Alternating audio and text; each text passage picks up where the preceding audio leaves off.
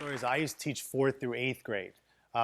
And when I was teaching that was relatively traditional school. So I didn't start off in Montessori. So one day, and we went on a DC trip. So the 7th and 8th graders, at the end of their junior high experience, we would take them to DC.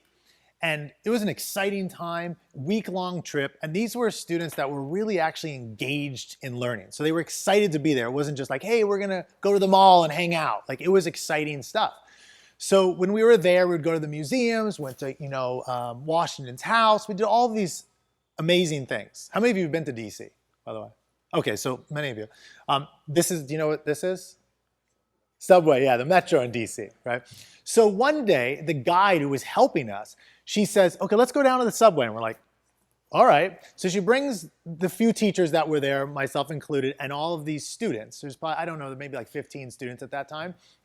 And we went down to the subway, and she says to the students, she gives them $1.25 each, and she says, I want you to take the subway from X station to this other one, right? And she just gave them the money. Now, these were students, this is relatively traditional school that I was teaching. We were in Southern California, very affluent area. I don't know if these students had ever gotten anywhere on their own, but should just go. And they kind of looked around like, what do we do? They were lost. They really were lost. But these were students that I had worked with for years that would just, so much knowledge, just so thoughtful, but they didn't know what to do. So they tried to figure it out. They're talking amongst each other, and they finally figured it out. She did not help them, so they'd have to look at signs and so forth. So it was an interesting experience for me. I was like, oh, this is kind of fascinating. When we got back, all the parents would ask their children, what was your favorite experience? Week-long in DC. What was their favorite experience? The subway. And so for me, that was one of those moments. There were many of these along my kind of teaching journey when I realized that the relatively traditional school I was doing, something was wrong. If after a week of real engagement with museums, real thoughtful kind of content, history, the one thing that was their favorite was this. Something was going on there. And to me, it became this is a big part of independence. That I was working with 14-year-old, 13-year-olds that didn't have much opportunity in the school to do anything on their own, to really think for themselves. So it's one of the kind of developmental points for me saying I need to change something I'm doing as a teacher. So I just wanted to raise that and to be thinking about that. This is from Maria Montessori. To consider this school as the place where instruction is given is one point of view, but to consider this school as a preparation for life is another. So there's a fundamental difference between what many of us had as children growing up in traditional school and what is happening, say, at this school and other Montessori schools around the country and the world, right? So what are we going to do today? We'll do some introductions, just who am I, who are you guys? A question I'm going to ask you. We'll talk about Montessori. That's the real meat of this talk. And then after Montessori, how many of you have that question like, well, what happens after Montessori? Right, that's a big one. So we'll cover that. And then Q&A and pushback. And so I don't just say Q&A, I say pushback, because I really think Montessori is great, right? I'm in this, but I need to hear like, no, that doesn't sound right. So push back in the Q&A or even along as we go, say, this sounds like over the top. Montessori can't be that good or something like that. Just push back. So don't throw the softball questions at me, yeah? Cool, so let's go through. So first, who am I? I think Jill kind of covered it pretty well. If along the way you have any questions, just ask me as I go. But basically started as a teacher, got interested in Montessori because down the hall, there was basically a 3 to 6 classroom. That was like, wow, there's a lot of cool stuff going on. But we're doing the real stuff with the older kids. That really doesn't matter, the little kids. That was my thought back then. And slowly but surely I realized it's really important what they're doing down there. And I started to learn. I got trained at 3 to 6-year-olds, was ahead of school for basically infants all the way up to 8th grade, slowly developed working with parents, working with the children, and now I have MontessoriEducation.com and so forth. So that's my quick. You guys, how many of you have children? Everybody. Okay, nice. Almost everybody. So how many of you have children 0 to 3? 3 to 6. Okay, 6 to 9? 9 to 12? Okay. Okay, you see these 3-year groupings, by the way? So Montessori saw these 3-year groupings as important. As we go along, we'll talk a little bit about that. And then, how many of you have more than one child? Okay. How many of you think it's helpful to have more than one child in the house for the other children? Yeah. Maybe sometimes difficult for the parents sometimes. But yeah, so it's helpful in the house because they can take care of each other sometimes while you're doing other stuff. Then in school, it's like we don't have these mixed ages in school. So that's another thing in Montessori to be thinking about. Why is it at home it makes sense to have like a 3-year-old playing with a 2-year-old or an 8-year-old playing with a 5-year-old sometimes? But in school, it's like, no, we separate them. So what's going on there? So the question, what does worth it mean? What is success for you? Because this talk, look at this nice poster up here. Is Montessori worth it? What does worth it mean? And so for here, I'm saying, what does success actually look like? Because I think worth it would mean, hey, my child actually is successful in the end. Or even during his schooling. So what does it mean to you guys? I'm asking you guys. What does success look like if you can picture your child after they're out of the house? Hopefully, not 30 at that point or anything, but when they're out of the house, what does success look like? Some things, yeah. Independence, bold, empathy, caring about others, yeah. What is that? Well-rounded. So it's not just one thing, yeah. Yeah, feeling this life is fulfilling. This isn't just, I'm just here living life. I feel fulfilled with what I'm doing, yeah. Something they enjoy. So this is an interesting one. When I used to teach, a lot of times I'd focus on with the older kids, you're going to need this for when you're 30. And they don't care. Like a 7th grader he's not thinking about that. So right now I want to feel joy. And then when they're older, they want to be joyful, right? Yeah. Yeah. Compassion, so caring about others, and then self-reliance. Can I do this on my own? Can I take care of myself? Yeah. Confidence, yeah. Do I feel good about myself? Do I feel like I can do this? Yeah. Resilience, so when you get knocked down, can you get back up and keep going? Yeah. Yep. Anything else? That covers everything. Now, so there's other stuff too, but these are some of the major things, right? So what I want, as we go along, you got to be thinking about these major things that you want in the long run. Because I know on a lot of times parents' minds are stressed about like test taking, all these things. But what do we want long range for your child? Like what is it? It's really important to be thinking about that throughout everything we do. So in Montessori, look at these are basically some of the things that you guys said, and the community is going to come with the compassion, the connection, the empathy, and so forth. But Montessori has many things that it offers. But these are the 3 I'm going to be really focused on today. Right? These are not the only ones, just like what you guys said is not the only things, but confidence, independence, and community. And I've kind of got it in the Montessori box. If you can think of their classroom, these are some of the skills they're developing or the things that they're developing in Montessori. Yeah? All right, so we'll just start off with independence, the biggie. This is what Maria Montessori thought Montessori is kind of all about at its core. So this is a lower elementary classroom.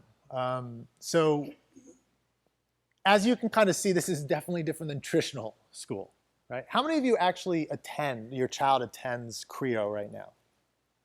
Okay, how many of your child does not attend CREO? Okay, cool. Have the people who have not attended CREO, have you seen a Montessori classroom? How many of you have seen one? Okay, so this isn't completely foreign. Okay, so definitely different, which we'll go through. But here's independence. And I just want to share this example. So if any of you have seen the classrooms here, I walked through them yesterday. You guys have this is a beautiful campus, by the way, very clean, all materials in the room. I've seen, quote, Montessori schools, you walk in, it's like a traditional school. It just has a Montessori name, So you got to be careful with but this is the real deal here. So I walked in, there's an animal in almost every room, and a lot of parakeets. So this is a story that a friend of mine told me, a colleague, when they were switching over their relatively traditional school to a Montessori school, this was an elementary classroom, and he's working with these elementary children, and they didn't have a pet in the room. And one day, a child comes up to the teacher and says, well, this is the Montessori classroom, so 1st through 3rd grade. This actually might have been 1st through 6th grade, so this was a combo elementary. Well, we want a parakeet. And the teacher is like, okay, well, that sounds interesting. And they're looking at the teacher. Remember, these are relatively traditional school children that are now becoming Montessori children. They look at the teacher and say, well, can you get us one? Because of course, that's what teachers do. We do everything for you. That's what traditional school teachers do. And she said, well, I can't. And then, well, what can we do? Well, what would it take to get a parakeet? That's the kind of conversation that a Montessori teacher might have with children in the classroom in first grade. What would it take? So you guys, imagine you guys, you're like this 4th grade, 5th grade boy who wants a parakeet, and he goes up to a teacher, we want a parakeet. What type of questions or what type of things are you going to need to do to get a parakeet? What do you guys think? It's like, really, let's say you're that boy or that girl. How do you pay, how do you pay for it? How do you pay for a parakeet? So that was one of the first things. Well, can you buy us one? No. We don't have the money for that. And the school obviously had money for that. And this is Southern California, so they had money for that. Parents had money for that. But they needed to get money. And there were some rules, right? That your parents cannot pay for this, because that would have been real easy. So after that, it's like, well, then how do we get the money? So as an elementary school child, how do you get the money? What do you do, guys? Sell something, right? Now, at that age, do you know what to sell? No. So you're going to have to start to experiment. So here they ask, well, what should we sell? And the teacher's like, well, there's a few, given a little bit of guidance. Because Montessori isn't like just free for all, just do whatever you want. It's a little bit of guidance. So maybe sell some things that you guys don't need. So some of the kids thought, well, we have a lot of books, old books that nobody, those kind of books around the house that nobody ever reads. So let's sell those books. Well, how do you know how much to charge for a book if you're in elementary? It's not too easy. So these kids were putting like $30, $40 for these used books, right? And what happens when you charge $34 for some like 1940 book nobody wants to even read? Nobody buys it. So what do they learn? You gotta mess around with the prices and this resilience. When you're in 5th grade, 6th grade, 4th grade, and somebody doesn't buy your stuff, that hurts. That does not feel good. But you don't go up and go, oh, poor baby, it doesn't. Go, okay, what do you do next? So Montessori is about resilience, about, hey, what do you do? Let's start to try to solve these problems. So they charge a little bit less and sold a few books. And then the books weren't the big hit. In school, a lot of times with children, the big hit that parents love to buy is food, like brownies and stuff like that. So the kids started baking, and they had a bake sale. They wound up getting $300 for this parakeet, right? And then, because it took so many different things. It's not just you buy the bird, you gotta buy this cage, these little, I don't know what they call those little things in there. Whatever the bird's chewing on in there. And so this is actually a picture, because I was in this guy's room. Welcome Lucky. They named the bird Lucky. And I love this. They made this. Wash your hands before touching Lucky. It's like with soap in parentheses. And in case you didn't know, like that's what soap looks like over here. And there's the sink. So when we think about independence building, this is so foreign to a traditional school classroom. It's unthinkable. And if they do have a pet, it most assuredly has been taken care of by the teacher. The teacher's one doing it. When these kids leave for break, the teacher doesn't do anything with that bird. They need to figure out how that bird is going to be taken care of in elementary. Now, if you're in a primary classroom at this school, you see your child. Are they the ones figuring out, a 4-year-old's figuring out how to take care of this parakeet? No, because they're too young at that age. But you start to develop up. So a lot of parents just pull their child out at 4 and they say, oh, now it's time to go, 5 years old, traditional kindergarten. But then they miss out on things like this. So you got to be careful. That's not just about preschool too. Now, independence, a lot of people think, this is a grammar box, which I'm going to get to. But a lot of people think of independence with Montessori. It's like, yeah, it's great that they're independent, but do they actually know anything? Right? Let me ask you just honestly, do you have this thought like, do Montessori kids actually learn anything? Has anybody ever had that thought? Like, let's say pre-Montessori. There's one person who's like, yes, yeah, thank you. I had that thought. I thought they'd just finger paint all day long when I first started, right? So I had to learn some of these things. So what I want to do today is give you a little glimpse into what I think of independence of mind, like the way that you learn and the content. So this is a quick example. This is called a grammar box. So how many of you loved grammar when you were in school? Oh, what? Two? So there's two of you. Fantastic. The rest of us, I mean, do you even remember anything in grammar? Probably not. So in Montessori, kids really actually, not all of them, but most children start to love topics that are ridiculously not fun to most of us, like grammar.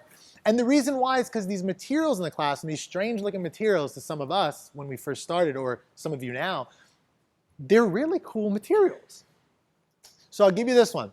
This is an activity in elementary.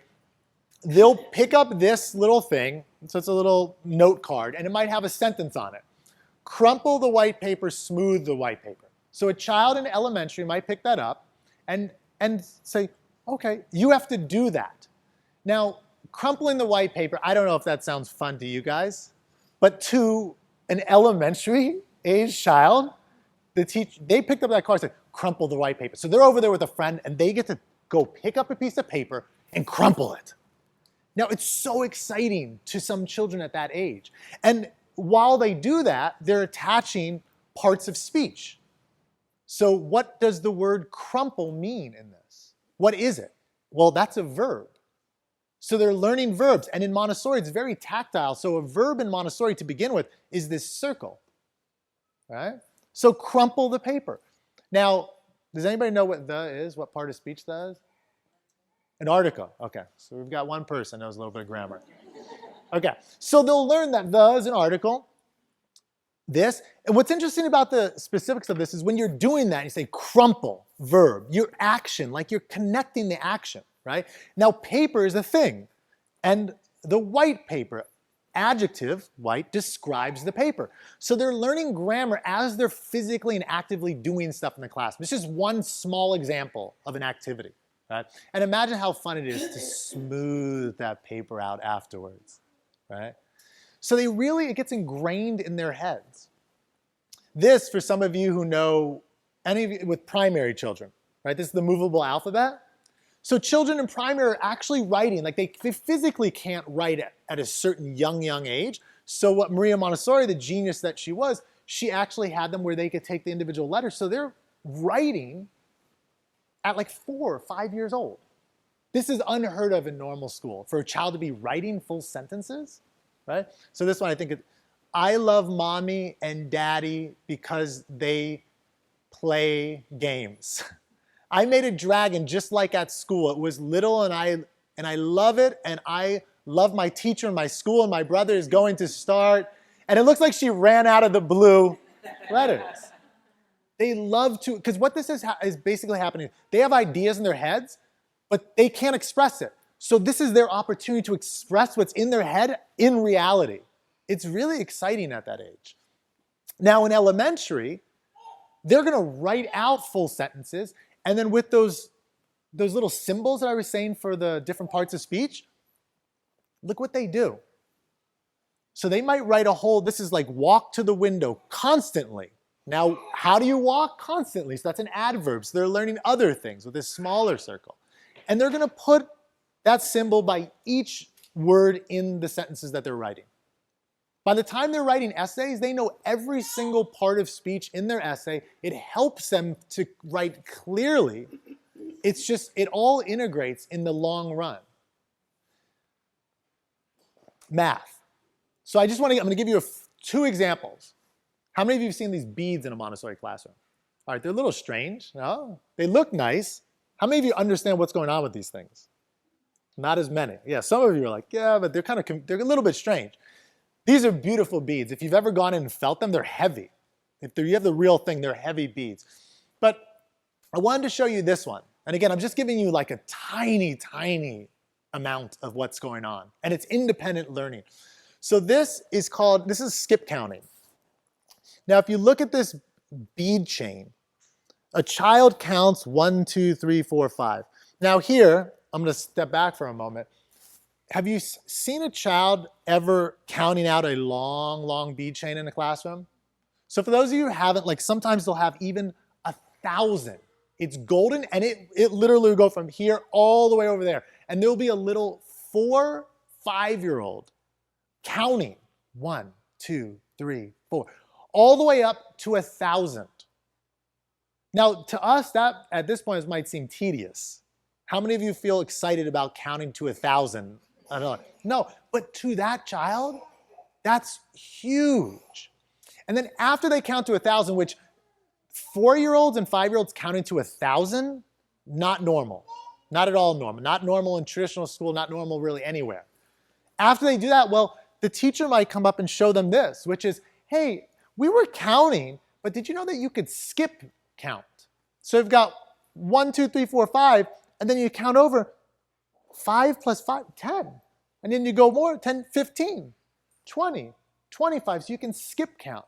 Now, if I were to take these and fold them over on each other, we get this thing over here. And what that is, if we take 5 and we fold it 5 times, what do we get? 25. So this is 25. Do you know what that 4 and 5-year-old just did? Multiplication. So they're doing multiplication. Again, unheard of at that age outside of Montessori. And then I saw this online, actually. This is your school here, for some of you. Creo. Now, what this girl is picking up is a longer chain with those 5s. So if we go back,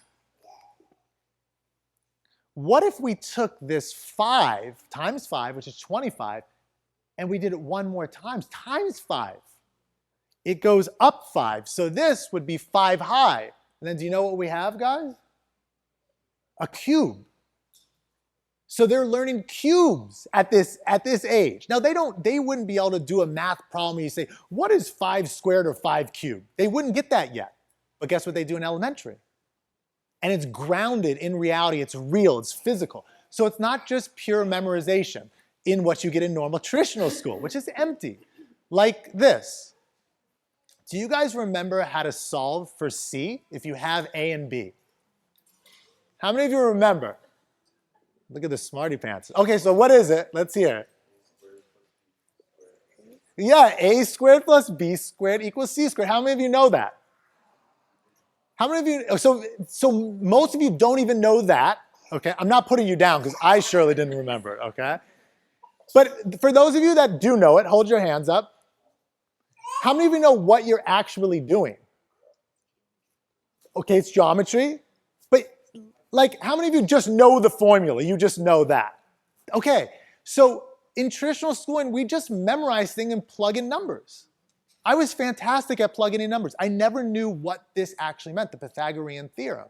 Now, I'm not going to go into a Pythagorean theorem lesson here, but I just wanted to show you. So that's the A squared plus B squared. I'm going to play a clip.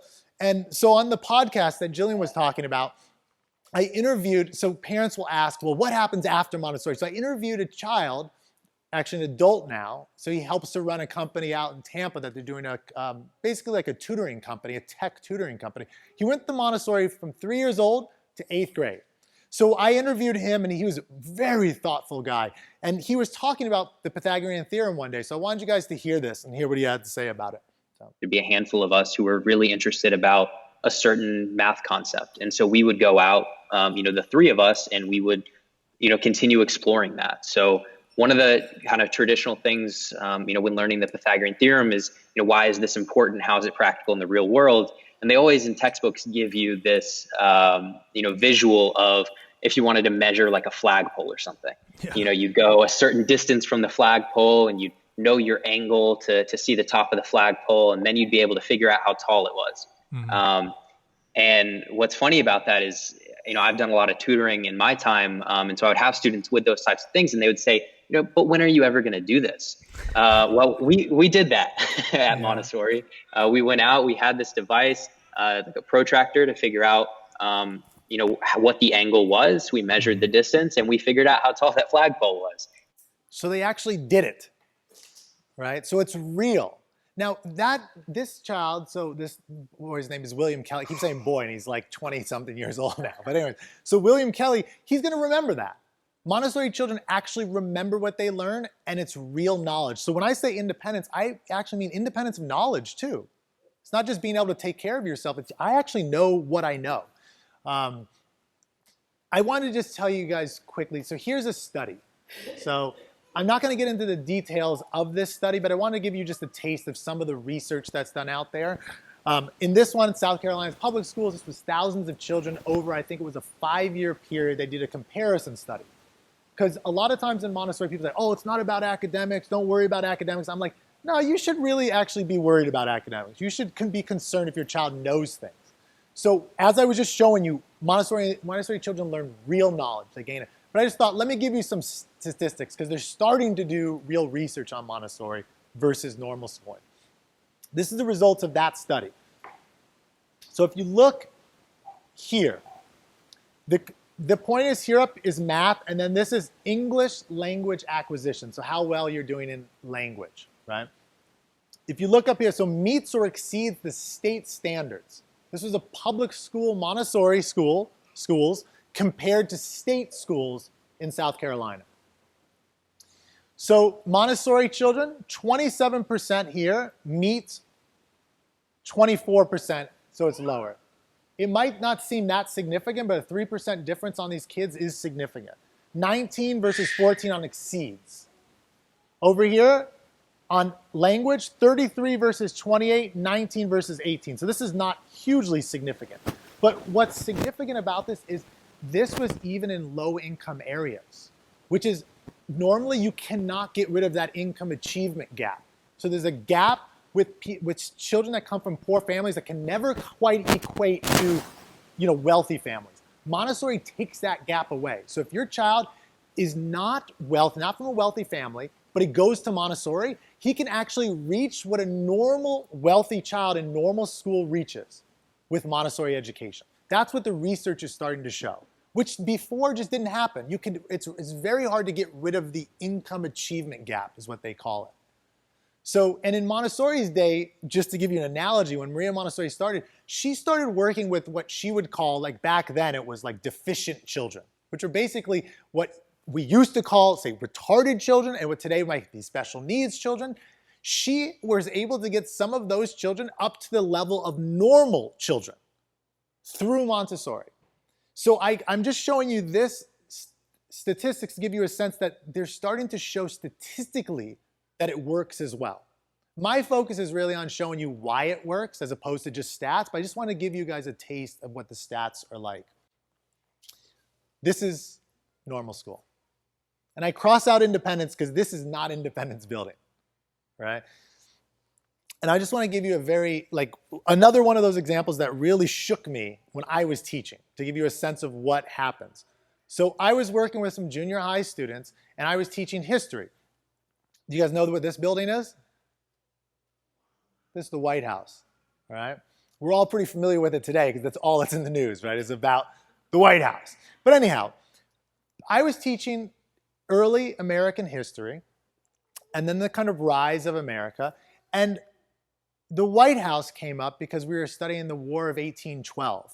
And I told the students, I had to learn all of this knowledge so that I could teach the students what I know. So I would sit up there and teach them. And I told them one day, I said, well, do you guys know how the White House got its name? Does anybody know how the White House got its name? Well, after the War of 1812, the British came in and burned down parts of the White House. So when we had to rebuild and repaint it, we painted it with white paint. And that's how the White House got its name. It's an interesting story. I thought it was true, and that's why I told the children that. Because I had done my quick research, which was very quick one night. I had to get this lesson done, as a lot of normal teachers know. And I had learned this fact. But interestingly, it wasn't actually true. It had been called the White House before the War of 1812. Now, I'm telling you guys this because the only way you can know that is you would have to go and research this yourself and figure out, is that actually true? But the students had just absorbed it as true. So I was like, oh my God, this is a mess. I just taught these kids something that's not true. I'm their history teacher. This is bad. So I thought, what am I going to do? And again, this is relatively traditional school. So on their test, when they're supposed to fill in the information that they've learned, I wrote, how did the White House get its name? Because it was burnt, painted over after the War of 1812. And then underneath it I put, are you certain this is true? You get a bonus point if you get this one right. So I think, I don't remember how many students, it might have been like 12 or so in the classroom. I think there was only one child who did not put, I'm certain. So 11 out of the 12 of my students in history class said, I'm certain that the White House got its name because it was painted over. And these are very thoughtful children, bright children, knowledgeable. And when I saw this, I was in shock. I've been teaching these kids for years. They're certain of something that's not true. So I asked them after, I said, guys, why would you put you're certain? Like, it's not true. And I showed them how, if you go back to the primary sources, there's a document in some newspaper that shows it was called White House before that. So why would you guys say this? What do you think their answer was? Because you said so. Now, to me, that was very scary. And I think it's long-range scary if we're thinking about life.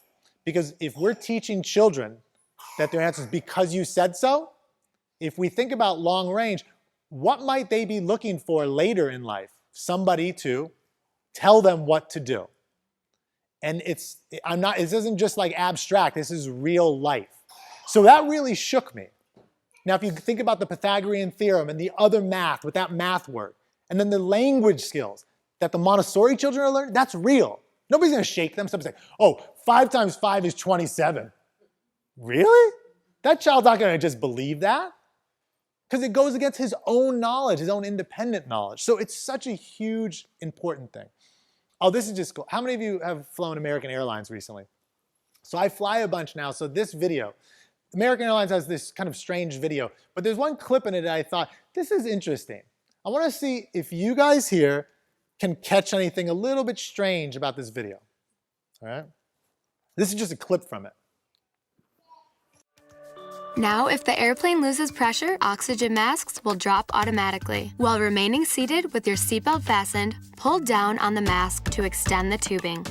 The yellow cup goes over your nose and mouth like so, then slip the band over your head to secure the mask to your face. The band adjusts automatically. Normal breathing will start the flow of oxygen. And remember to always put your own mask on first before helping others. Okay, so what's the problem? Huh? She's not doing anything. How old is this girl? Old enough to put her own mask on. Right? So what's crazy is I think culturally we think of children as dependent, needy beings. Even at this girl, she's got to be 13 maybe, 12, 13 years old. It's crazy that this video is normal in our society. So this is a broader issue about independence. When you're thinking of having your child in Montessori or continuing them in Montessori, this is a lifelong thing. Because I can show you, I saw this and I said, oh, there's this clip. I was looking through and I was like, I saw this. Look at her eyes right there. So I thought, she's like, are these people for real? Like, that's the look. And I want to tell you, like, you know when you hear teenagers are trouble, there's always conflict with parents, that doesn't have to be the case. Now, I'm not saying that you're not going to have some battles with your teenager. However, I think a lot of times, if you look back to yourself as a teenager, I remember myself as a teenager, a lot of the battles were because they wanted to control you, right? So this is why you get looks like that from teenagers, because you're doing stupid things like you think you should put this on, right? So this independence building it's Montessori, it's ingrained in Montessori, it's a part of it. So we got to be thinking about independence more broadly, even in things like this. So the essence of independence is to be able to do something for oneself, right? It's a life skill. Montessori is about independence. All right, so that's independence. Confidence. So confidence, I think somebody over here mentioned confidence. I live in Wichita, Kansas now, so this is just an old school photo of a farm. And I was on the plane once and there was an older woman next to me. She must have been in her 70s or so. And I was talking with her and I said, oh, so, you know, how long you been in Wichita? We're talking. And I'm not used to Wichita. I'm from Southern California, basically where I grew up. Farms were foreign to me. At least where I was. And she said, oh yeah, we raised our kids on a farm. Well, how many kids did you have? She said something like 7 or 8 kids. And I was like in shock. Because 7 or 8 kids was a lot of kids, you know? You guys don't seem shocked. That's normal to you? Or that's high? Yeah, okay. So, and I'm not judging. I'm just saying that's for me. So I said, how did you deal with that on a farm? She's very casual. Oh, nothing really foreign. I said, well, like the animals and stuff. Oh yeah, well we used to have some like about when they got to about 5 or 6, they would start to take care of the pigs. I was like, that's interesting. And so I asked, well, what would happen like if they didn't do their work? Like what would happen? And she looked at me like I was like on drugs.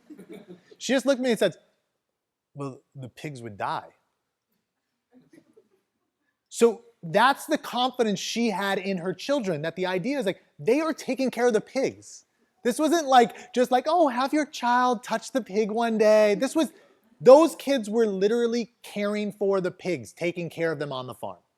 So if we go way back in our kind of human history, one of the things that children did was they took care, they were a part of the family work. They weren't just like put over in the child corner, go play with that fake stove over there. Like they were a part of the work. Now, today, not everybody's gonna live on a farm, right? That's not the reality, but we have to give them something that gives them a sense of confidence. I can do this. If you can take care of a pig at 5 or 6, you're good. Your whole life's good. That's my feeling. But like we need to give them that type of feeling or help them to get that. So the equivalent, like I'll give you an example here. This girl is about to be 3. She's in a Montessori homeschool environment. And I just want to show you the type of thing that we're talking. She's going to set this full table at like 2.5, which again, any of you have a 2.5-year-old, had a 2.5-year-old? Imagine that table being set by her. You'll see it, right?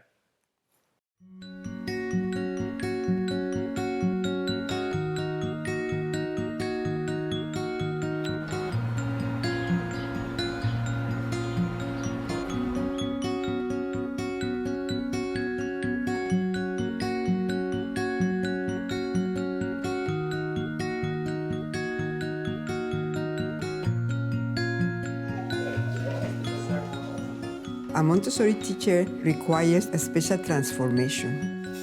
It's really a kind of transformation in the way she sees children.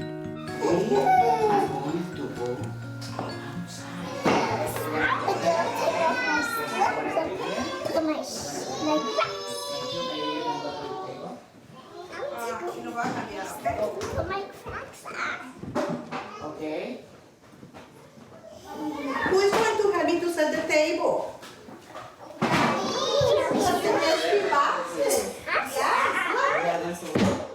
We have been trained or conditioned by society to see children in a certain way.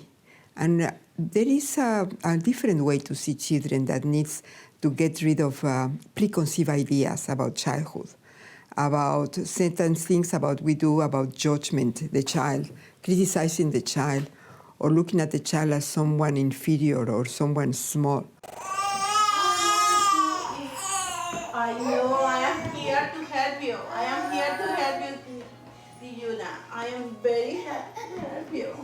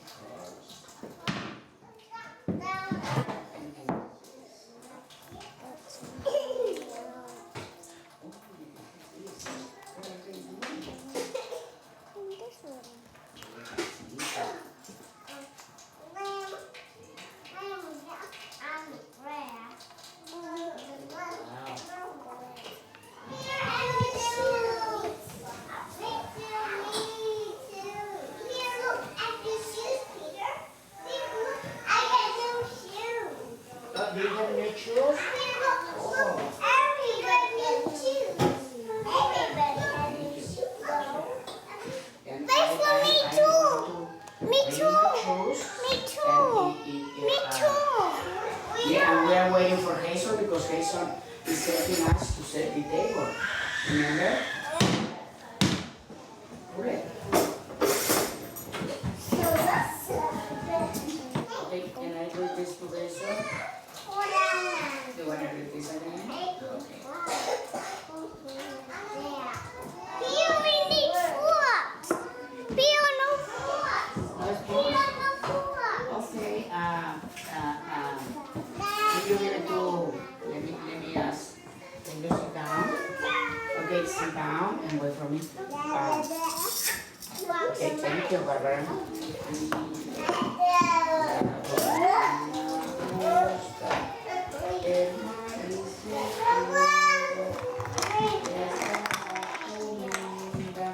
We are waiting to Hazel. Can you sit down and wait for Hazel?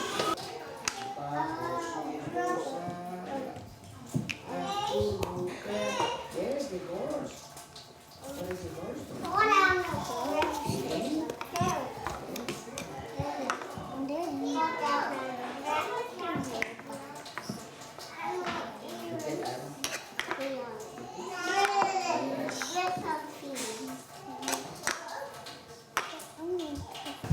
Alice, do you want to sing a song? Yes. Okay. I sing. Okay. Twinkle, little star, how I wonder what you are.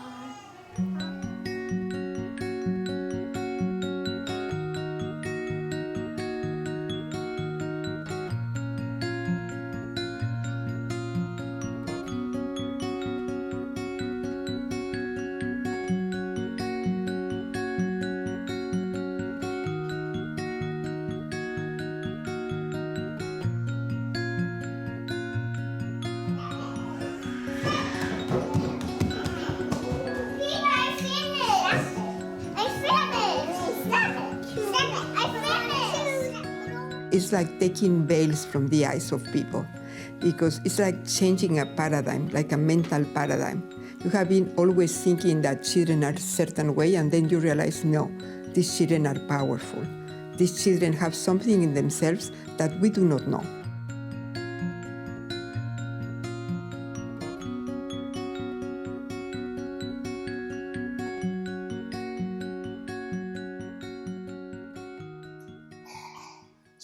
So that's Hazel. Now, obviously, the independence is there. That's huge. I'm focused on confidence. Is there anything else in there that you saw that you're like, wow, I can't believe she did that, or is like really impressive, or wow, that's interesting? Did anything jump out to you? Yeah. Yeah. One bowl at a time. I mean, very careful. How many of you, I mean, I know I do this. Every now and again, you just want to get going, so you carry a few things, and then inevitably, you drop something. This is the type of patience we need as adults, right? And she's confident that I can do this. It's huge. Anything else that jumped out? Yeah. Yeah.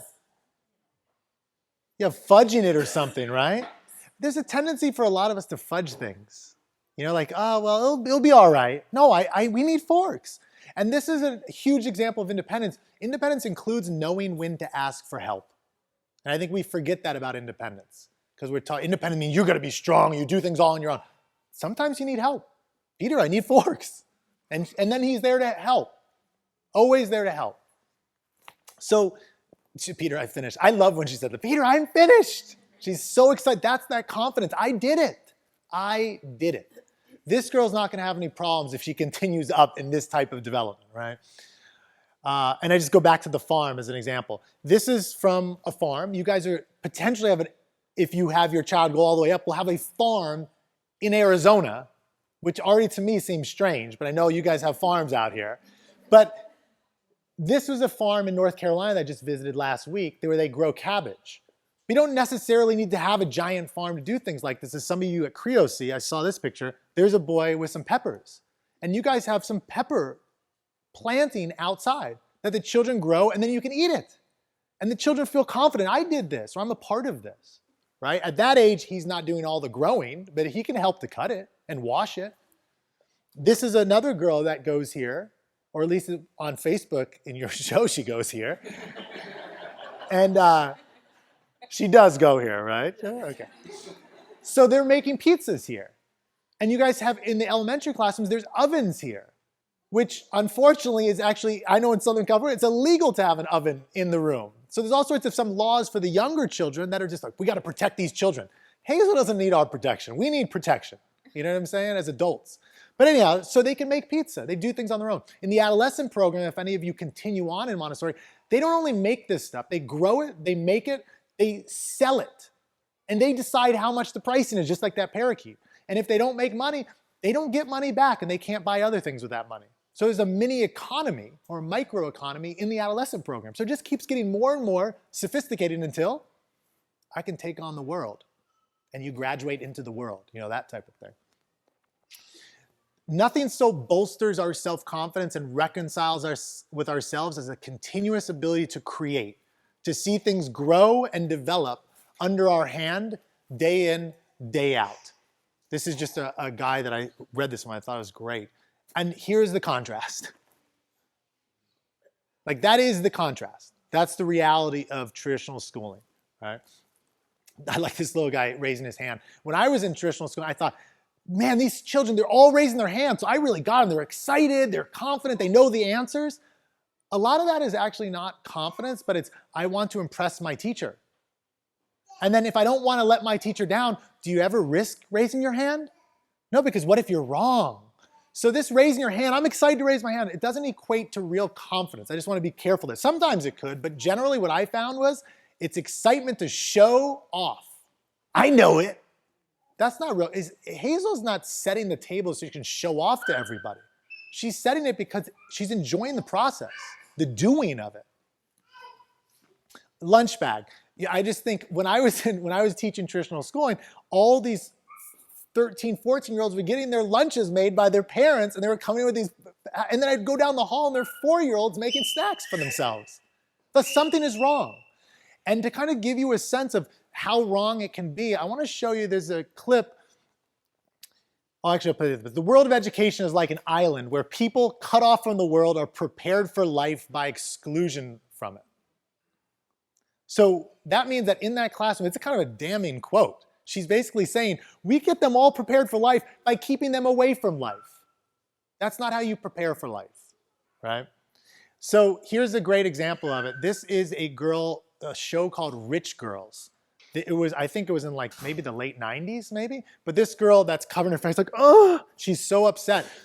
In this show, super rich, very affluent. People think, oh, if you have money, then everything's gonna go well in life. Definitely not true. But it was like I don't know if it was MTV, some type of show where they would follow around the rich girl and her little doings. She just graduated high school, so she's supposed to be going off now. She's with her friend trying to make a burrito at home. And she's lost.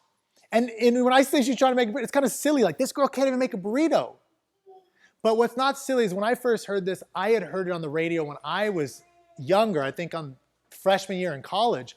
And the shock jock that was playing it was playing this clip. She had a breakdown. Like, I can't believe it. What am I doing? And the guy was just laughing at her. And I felt really sad because it was a true breakdown. Like, what am I going to do with my life? She lacked confidence. And this is a girl that was given or had everything, probably the best private schools you can buy in New York City, from what I remember researching this. The best private traditional schools, right? So here's a clip about her. She's talking with her dad. She's at her dad's mansion, outside of the pool. The dad's gone, and she's on the phone with him having a breakdown. It's sad, but here you go.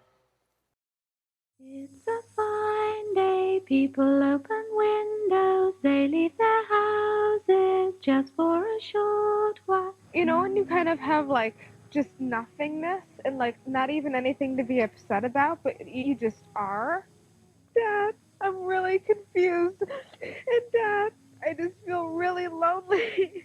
And Dad, what am I gonna do with my life? I'm so confused. And I also don't want to be living at home for the rest of my life, and I don't want you to be supporting me for the rest of my life, and I want to get my own place. I just feel so lost, you know? there's no food in the house. I mean, like, parents aren't supposed to make their children's life easy all the time, you know? It's just, like, I'm not gonna, like, have you, like, there, you know, in a jiffy my whole life. You know, I had to deal with stuff like this, you know? So there's something pretty sad and tragic about that. And maybe some of us know that we have a, not that extreme, but maybe a lighter feeling, like sometimes you feel like, oh, I can't do this. The idea of Montessori is to try to instill in children a sense of confidence that I can take on things in this world. So Hazel, imagine Hazel 17 years later at this girl's age or around this girl's age. This wouldn't happen to Hazel, right? She'd be able to jump back. So I just want to, again, be thinking about long-range life, even with 2, 3, 4-year-olds at your children, right? This is Montessori again. The whole life of the adolescent should be organized in such a way that it will enable him to make a triumphal entry into the world, not entering it debilitated, isolated, or humiliated, but with head high, sure of himself. Success in life depends on a self-confidence born of a true knowledge of one's own capacities. So that's confidence. Now I'm going to quickly go through community. Community is huge. These are 2 children, my friend's children. I just want to tell you, the one on the right, this is Chicago, by the way, so it's cold in Chicago, right? Not like here. But this boy on the right, the dad was going to put his child, he was already in Montessori, and he was thinking, oh, what's going to happen later down the road? And this particular school in Chicago had some elementary and junior high Montessori children there to talk about the schooling. And a parent there had asked, well, you know, I'm concerned about my child in bullying. Well, how do you guys handle bullying? And the elementary or junior high student gets up and he says, I think I have it on my phone, so I can read it, because I got the exact quote. This is what the child said. Bullying, we don't really have that here. We know one another pretty well, and if we ever get into an argument, we talk it out. If that doesn't work, we just ask our teacher if she could help us out. That's how you handle conflict, right? I don't know where you guys went to school, but I went to school in Southern California, affluent area, but every Wednesday, we would get out early, and the way that we would handle conflict at this school is all the kids would go down to Carl's Jr., which is like a McDonald's type place down the road, and conflict was handled. Do you know how conflict was handled? There's a fight. I didn't get into the fights, but I would watch the fights. This is what we would do. That's crazy. And I'm in like an affluent area, so you can imagine what's happening in traditional schooling in other areas. So children know how to deal with their own problems. So I'll show you this quick video. It gives a sense of kind of the multi-age class and the community that builds up in Montessori, because children are free to interact with one another. And multi-ages, they're not all just one age. All the research supports multi-age learning and the depth of learning that happens when children are in an environment that supports them and their needs according to where they're at. Children can advance in the areas they're really strong in, and the areas they might not be as strong in, they can also continue to work on those. There is no set curriculum for one child. It is so individualized. And in that multi-child classroom, you have that new child who's coming in. You have the child who the next year is in the middle. That's a beautiful place to be, because they're kind of, I'm not the youngest, I'm not the oldest, and there's a lot of growth that happens like that. Comfortable middle year. And then you have the child who's the leader of that classroom. Sometimes you find you have youngest kids being your leaders. But it enables there to be this community of respect within this community of people with many levels and many talents. And when they, again, work together and work with one another. Yeah, but that looks like a little greener than this one. Don't you? You have younger children sometimes working with older. They might be working on a project and they have to find their strengths. Here's the Pocahontas book. I'm reading it today for sight reading. One might be good at the writing the script, one might be good at making some props, one might be good at actually doing the acting. My pleasure. How's your child? Oh, she's dying of malaria. Oh, I'm so sorry. So finding what they're good at, putting those together, collaborating together, organizing it is part of what makes that multi-age learning just a rich experience for everybody within that community. And we always talk about 3-period lessons in Montessori. And I always say the 3rd period lesson in an elementary classroom is when the child can teach it to another child. So they get a lesson, they work on it independently, but when they really come to an understanding and they can turn around and then teach that lesson, do those fractions with that child, when they can teach it to a younger child, it is the essence of really having a deep understanding of it. And that's what you want, is that understanding it so thoroughly that you can turn around and teach it to another child. It really is a family. You know, we have a song here at Seton that says, look around and you will see community, a family. We are brothers, sisters too. And it makes the core of who we are.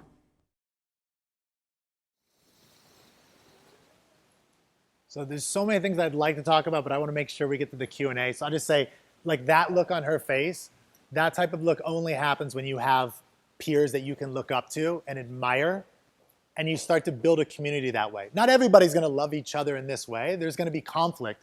And I'll give you a quick example. I went into a classroom, they have class meetings where they discuss problems. This is a little box where they can put in things that they want to talk about at the weekly meeting. So I was looking at some of these things. I wonder what's going on. Because Montessori isn't always like beautiful. We're all friendly, holding hands, kumbaya all the time. Like that's not always the case. So this kid, people repeating the same piano song. He's just sick of hearing it, you know? And we know this as colleagues sometimes are playing music, you're like, ugh. So it's the same thing. And then they have to figure it out. So conflict occurs in Montessori. But there's ways that you can have conflict resolution in Montessori, right? And that's how you build real community. This is traditional school. You know, remember these things?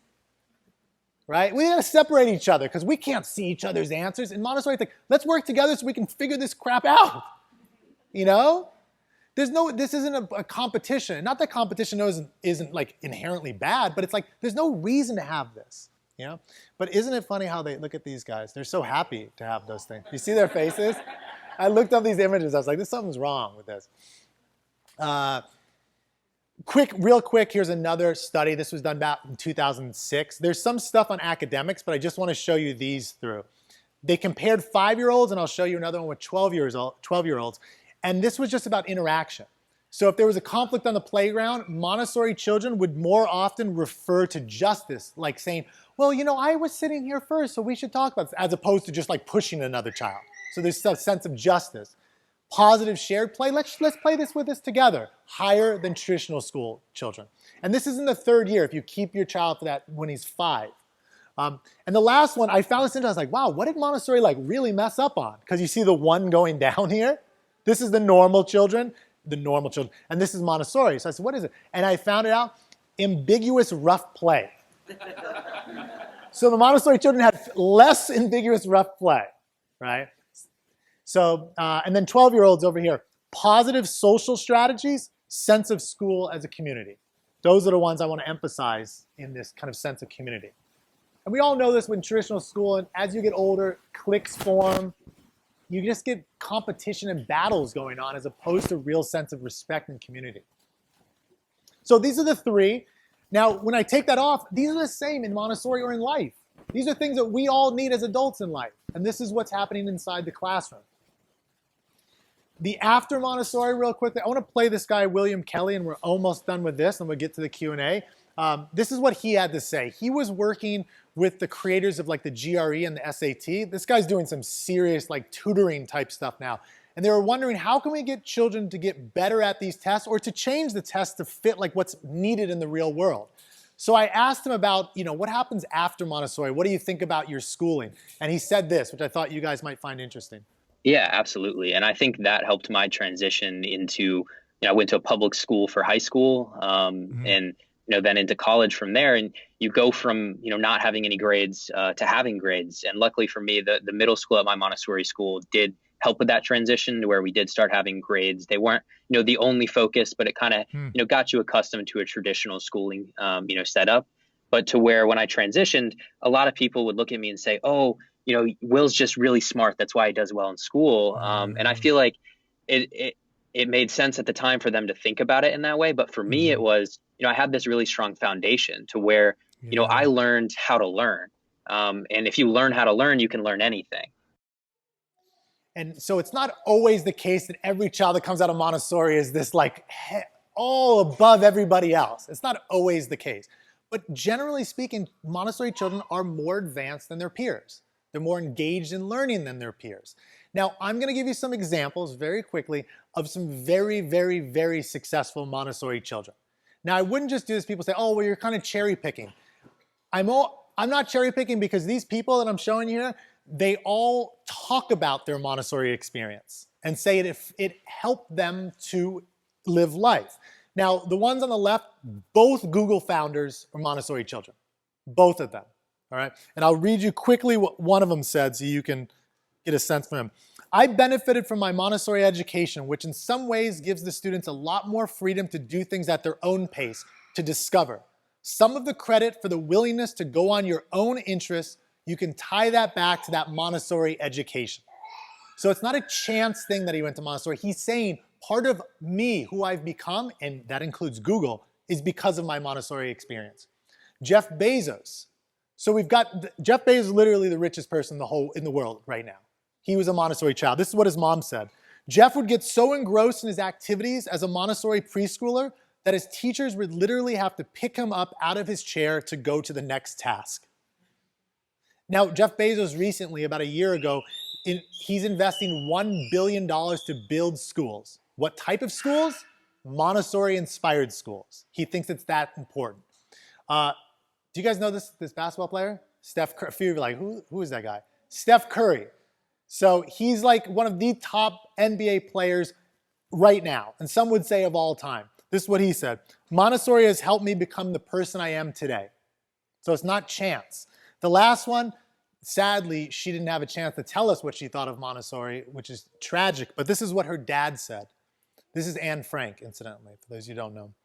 Anne was a demanding character. She continually asked questions. When we had visitors, it was difficult to free yourself from her because everyone and everything interested her. It was good that Anne went to a Montessori school. So, and again, people say, oh, you're cherry picking them. When they say themselves that the early education had an effect on me, I take that seriously. I don't know how many people are running around going, oh, I'm so successful now because of my traditional schooling. I don't hear that often. Right? Now, they might say one teacher I had was really important. And I think that's hugely valid because there are those gems in traditional schooling that are trying to survive in that system, but they are rare. They're the gems. And as just I said, they're trying to survive. They're not thriving. Right? All right, so I got through that. So again, going back, to consider the school as a place where instruction is given is one point of view, but to consider this school as a preparation for life is another. I think this is Montessori worth it. That's the choice. Like, do you want your child being instructed, talked at, or do you want them being prepared for life? Thank you.